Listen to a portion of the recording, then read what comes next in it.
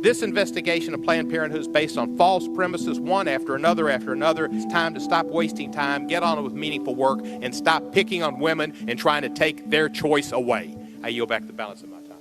The time of the gentleman has expired. We welcome our distinguished witnesses today. Do you and each of you swear that the testimony that you are about to give shall be the truth, the whole truth, and nothing but the truth, so help you God? And I'll now begin by introducing today's witnesses. The first witness is Dr. Anthony Levatino. Dr. Levatino is a board-certified obstetrician gynecologist. Over the course of his career, Dr. Levatino has practiced obstetrics and gynecology in both private and university settings, including as an associate professor of OB/GYN at the Albany Medical College. And Dr. Levatino, we'll begin with you. Welcome. Thank you, Chairman and members of the committee. I only have 5 minutes, so I'm going to get right to it. Second trimester D&E abortions performed between roughly 14 and 24 weeks of gestation. Your patient today is 17 years old. She's 22 weeks pregnant. Her baby is the length of your hand plus a couple of inches. And she's been feeling her baby kick for the last several weeks, but she's asleep on an operating room table. You walk into that operating room scrubbed and gowned, and after removing laminaria, you introduce a suction catheter into the uterus. This is a 14 French suction catheter. If she were 12 weeks pregnant or less, basically the width of your hand or smaller, you could basically do the entire procedure with this.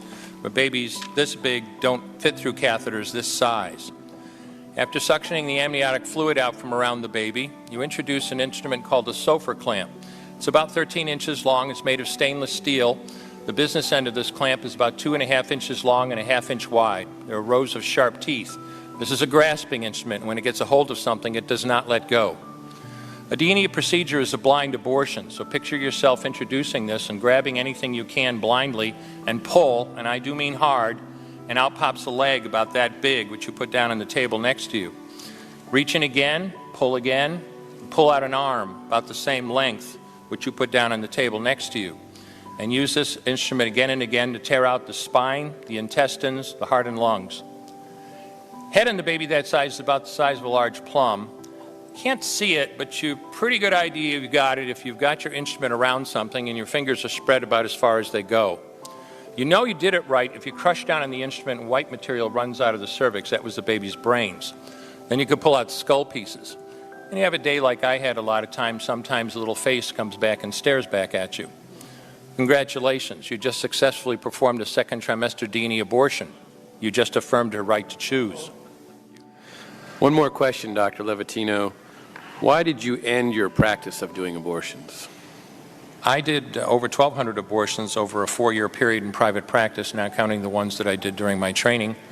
I met my wife during my first year of training at Albany Medical Center. We got married about a year later and found that we had an infertility problem.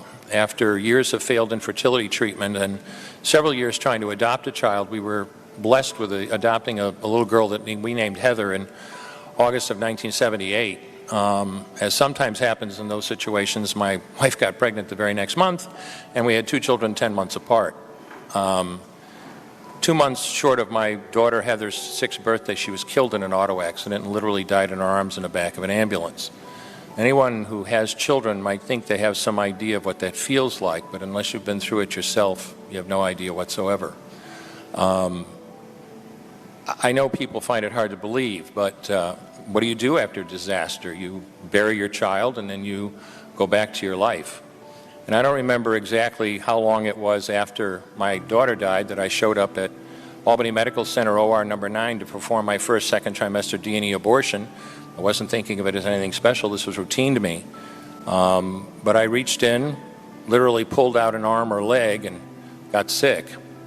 You know, earlier on I described stacking up body parts on the side of the table. It's not to, gross people out, to use a simple term. When you do an abortion, you need to keep inventory. You have to make sure you get 2 arms and 2 legs and all the pieces. If you don't, your patient's going to come back infected, bleeding, or dead. So I soldiered on and finished that abortion. And I know it sounds, as I said, hard for people to believe, but I'm telling you straight up my experience.